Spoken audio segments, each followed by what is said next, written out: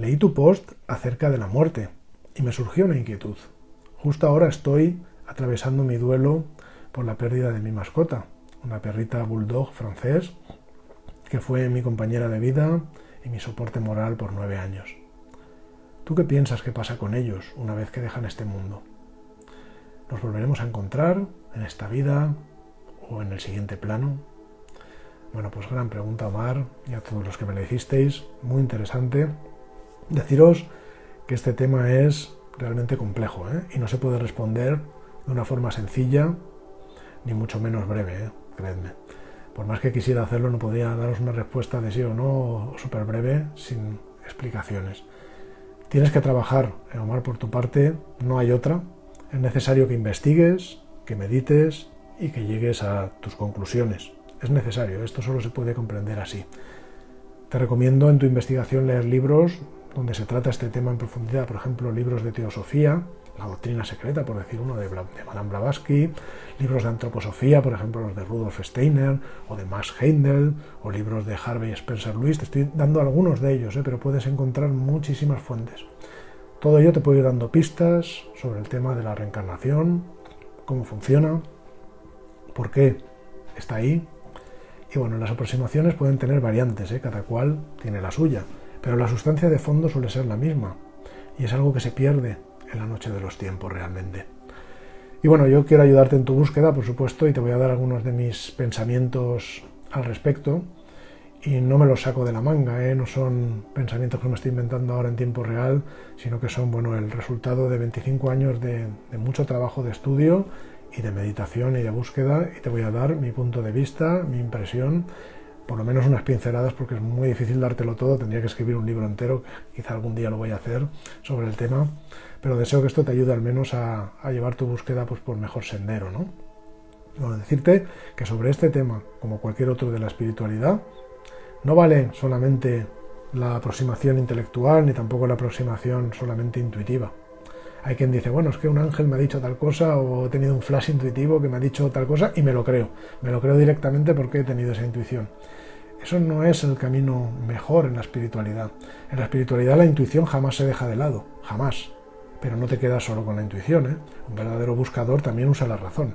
Somete lo que le dice su intuición a su proceso interior, de razonamiento, de contrastar con ideas que ella tiene, de investigación, de meditación, y tiene más revelaciones y las tiene todas en cuenta. Y de ese balance llega a su propia impresión personal.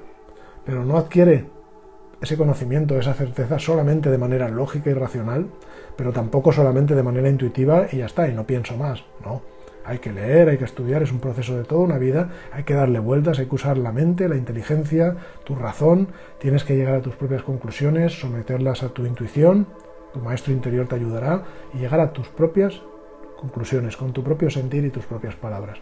Pero las dos cosas son necesarias. No basta solo decir, yo es que no quiero saber nada de libros, no quiero saber nada de lo que me han legado los sabios del pasado, porque yo lo capto todo intuitivamente y yo lo de pensar no es lo mío. Eso no vale, Eso vale. Si tú quieres seguir una vía de ese tipo, quizás te interesa una vía mística, pero la vía mística no es esa. La vía mística es una vía de comunión con lo superior, por experiencia directa. Te tienes que retirar y pasarte la vida buscando esa comunión, como han hecho los místicos del pasado. Y entonces no tienes nada que estudiar, porque lo que buscas es esa experiencia directa. Pero esa pregunta que me estás haciendo no es una pregunta por la vía mística, es una pregunta por la vía intelectual. Y para responderla, pues te tengo que dar esas pautas. Bueno, con esta introducción decirte, primero tenemos que hablar del alma humana. El alma humana es es un organismo enorme, pero como todo organismo está dividido en pequeñas células que están diferenciadas, pero no separadas. Y esas células, cada una de ellas es un alma individual, un ser humano. Cada célula es un alma individualizada y se expresa a través de la autoconsciencia. Cada uno de nosotros somos un punto de expresión de la consciencia humana a través de la autoconsciencia. Somos un alma individual. Esto solo ocurre con los seres humanos en este planeta y en todo el universo que conocemos. Somos los únicos en lo que conocemos que somos autoconscientes. Somos almas individualizadas dentro de la humanidad, pero que tienen su propia autoconsciencia. Tener un alma individual diferenciada dentro de la humanidad, pero no separada, permite tomar decisiones. Te da el libre albedrío. Ese libre albedrío te enfrenta al problema del bien y el mal. Si haces caso a lo que te dice el alma humana, vas por el camino del bien. Si haces caso a lo que te dice el ego, vas por el camino del mal, vas por el camino de crear separación. Cuando haces caso al ego, te estás enfrentando a acumular deuda de destino o karma negativo. Cuando haces caso al alma, acumulas karma positivo. El karma es una ley de compensación, al fin y al cabo, que luego te someterá a pruebas, ¿no? Que no son castigos, son pruebas que te permiten tomar conciencia de lo que tienes que compensar y hacer algo para compensar. Entonces, bueno, lamentablemente el ser humano se ha identificado con su personalidad, ha hecho caso al ego, se ha identificado con una falsa sensación de separación y con ello pues ha generado toda una fractura enorme en la humanidad. Luego os hablaré de esa fractura en otra cuestión. Bueno, en lugar de ser un organismo, la humanidad, compuesto de células diferenciadas pero no separadas, al final está compuesto de células enfermas, células que se sienten separadas y van cada una por su lado. Y necesariamente, como estamos acumulando a nivel individual, lamentablemente, durante toda nuestra historia, un montón de karma individual y grupal negativo, entonces surge la necesidad de la reencarnación, puesto que la vida de un ser humano desde la cuna hasta la tumba no da tiempo. No tienes tiempo humanamente para compensar todo ese karma. Eso no lo hace nadie, vamos, salvo unos pocos seres a lo mejor que han pasado por este planeta, que los puedes contar con los dedos, pero realmente no. Es poco tiempo, el tiempo de un ciclo de vida. Por lo tanto, es necesario varios ciclos de vida en contacto con el mundo material, con la escuela de la vida, para enfrentarse a esas pruebas kármicas, superarlas e ir reparando esa deuda de destino, ir compensando ese karma negativo hasta llegar a perfeccionarnos. Ahora, eso pasa con los seres humanos. Como existe libre albedrío, existe el problema del bien y el mal, por lo tanto se genera karma y por lo tanto es necesaria la reencarnación para tener varios ciclos en los que poder compensar esa deuda de destino. Si no, estaríamos creados con muy mala leche, perdonad la expresión, pero es verdad, dándonos tan poco tiempo para compensar tantos errores, siendo que es muy difícil que eso lo podamos hacer, ¿verdad? Bueno, pues eso es el ser humano, pero los animales es otra cosa. Los animales no han llegado todavía a tener un alma individualizada. El alma grupal de los animales se expresa grupalmente a través de ellos. O sea, el alma grupal se expresa a través de ellos como entidades también diferenciadas, pero no autoconscientes. La subconsciencia grupal de la especie se expresa a través de ellos, pero no se expresa de forma individualizada, sino de forma grupal. O sea, los animales pueden tomar decisiones inteligentes y demás, pero esas decisiones no son autoconscientes. Ellos no saben que están decidiendo. Un ser humano, cuando toma una decisión, lo sabe. Un animal no sabe que está tomando una decisión. Aquí valga un pequeño paréntesis para decir que algunos seres humanos algunas veces se comportan como animales, no como animales, sino peor que los animales, ¿no? Porque toman decisiones de forma inconsciente y además las toman haciendo caso al ego, que eso no lo hacen los animales. O sea que incluso se comportan peor que los animales. Los animales siguen las leyes universales y no están haciendo nada malo. Si un animal, por ejemplo, decide matar a otro animal para comer, para subsistir, no lo ha hecho después de un proceso de decisión en el que aparece el angelito y el diablito, ¿no? Y al final le hace caso al diablito y mata al otro animal, no. Es las leyes universales a través de la subconsciencia de esa especie que se expresan y el animal expresa. Al final convierte eso en acciones a través de su sistema nervioso y, bueno, tiene sus reacciones instintivas que le llevan a hacer eso. Pero eso no es un proceso de decisión en el que haya un enfrentamiento con el bien y el mal. Bueno, inciso cerrado, eso es otro tema, volvamos al alma grupal de los animales. Para poner un ejemplo claro, imagina que alguien te pega un martillazo en el dedo. Obviamente te va a doler, pero ¿a quién le duele? ¿Quién siente el dolor? Obviamente lo sientes tú, no lo siente tu dedo, lo sientes tú. Los dedos tienen una existencia diferenciada, pero no separada, ni tampoco individualizada. Un dedo no siente por sí mismo, este dedo siente por sí mismo y este otro tiene un sentimiento por sí mismo, no. Quien lo siente eres tú, los dedos sienten a través de ti. O tú sientes, mejor dicho, a través de los dedos, ¿no? Creo que las dos cosas a la vez, en realidad. O sea, el alma humana individualizada, que es la tuya, es la que siente, ¿no?, lo que le pasa a ese dedo. Si te arrancan un pelo, ¿acaso le duele al pelo? No, te duele a ti. Esos pelos están en ti.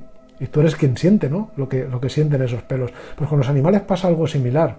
O sea, no es el animal como una conciencia individual quien vive las cosas, sino que las cosas del alma grupal de los animales, de su especie, se viven a través de ellos y se viven de forma inconsciente. no de forma autoconsciente como la nuestra. Ellos no saben que las están viviendo.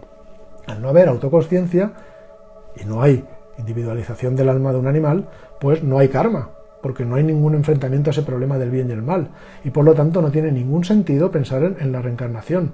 Si no se acumula ningún karma negativo, no hay necesidad de reencarnar, no hay ningún propósito para que eso tenga que hacerse así. Bueno, pues de la misma forma, para mí, usando toda esa lógica, no tiene ningún sentido la metempsicosis. La metempsicosis es el proceso de encarnar, pero en un animal. Eso no tiene sentido con todo lo explicado, primero porque un animal no tiene alma individual, y nosotros sí. Así que si tú como alma individual tuvieras que encarnar en un animal, es una contradicción, ¿no? Lo que está individualizado no puede encarnar en lo que no tiene individualidad, no tiene sentido. Y además, puesto que un animal no acumula karma, sería también muy mala leche, ¿no? Porque tú estás aquí acumulando karma y luego bloqueas toda tu evolución, ¿no? Porque te irías al reino animal donde no acumulas karma, no puedes compensar el karma negativo que tengas acumulado. Y bueno, la metempsicosis va totalmente en contra, es en mi parecer, en contra de la evolución de la conciencia, porque es ir justo en el lugar contrario de la evolución. Así que bueno, si tú decides pensar que en el universo pues la metempsicosis es una forma de castigar al que no evoluciona, al que no compensa cosas, yo lo respeto, pero yo no lo comparto. De todas maneras, yo te doy mis pinceladas para que cada cual saque sus propias conclusiones. Ahora también hay que decir una cosa: las diferentes especies de los animales no tienen el mismo nivel de elevación de la consciencia. O sea, no es lo mismo un perro que una oruga. Son centros de expresión de la misma alma única, igual que lo somos nosotros, pero esos centros de expresión tienen un nivel de conciencia menor, ¿no? Además también tienen una estructura cerebral, obviamente, con menos capacidades, ¿no? No es lo mismo que un perro, pues una oruga. En un perro, por ejemplo, apreciamos un nivel de personalidad que no llega a ser igual que el del humano, que es mucho más avanzado, pero se nota que se acerca, tiene algo. Puedes distinguir caras, puedes distinguir una personalidad que en una oruga, por mucho que lo intentes, pon 20 orugas juntas y ya verás cómo te cuesta diferenciar la personalidad de una y de otra, ¿verdad? Pero sin embargo, de varios perros sí que puedes llegar a hacerlo, ¿no? Por eso hay quienes piensan que los animales más evolucionados, los más cercanos al ser humano, que bueno, han aprendido y han evolucionado con nosotros, pues se piensa que sí que están en un proceso de individualizar su alma, ¿no? Yo personalmente creo que es así. Y yo creo que esos animales, como por ejemplo el caso de los perros o los animales domesticados, ¿no? Pues empiezan a entrar poco a poco, muy tímidamente, pero están empezando a entrar en ese proceso de individualizar su alma y por lo tanto de llegar a entrar en el ciclo de la reencarnación. No, todavía están compensando karma ni nada de eso, pero creo que están en ese proceso, ¿no? Eso ya, cada cual tiene que sacar sus conclusiones. Hay quienes piensan que sí, hay quienes piensan que no, y yo no voy a imponer nada a nadie. Cada cual tiene que sacar sus conclusiones, ninguna es mejor que ninguna otra, todas son igual de discutibles y de respetables, y lo importante es que cada cual tenga su comprensión. Eso es lo más importante, porque estos temas solo se pueden entender interiormente y por experiencia directa. Ahí te lo dejo, Omar, y a todos los que me habéis preguntado. Como veis, es un tema complicado, pero espero haber daros las pinceladas para poder abordar, meditar en todo lo que he explicado, y este libro os puede ayudar mucho. Lo he escrito para eso, Eres Luz. Ahí hay un capítulo incluso dedicado al tema de la relación del alma, la personalidad, esos ciclos, etcétera, etcétera. Os ayudará muchísimo.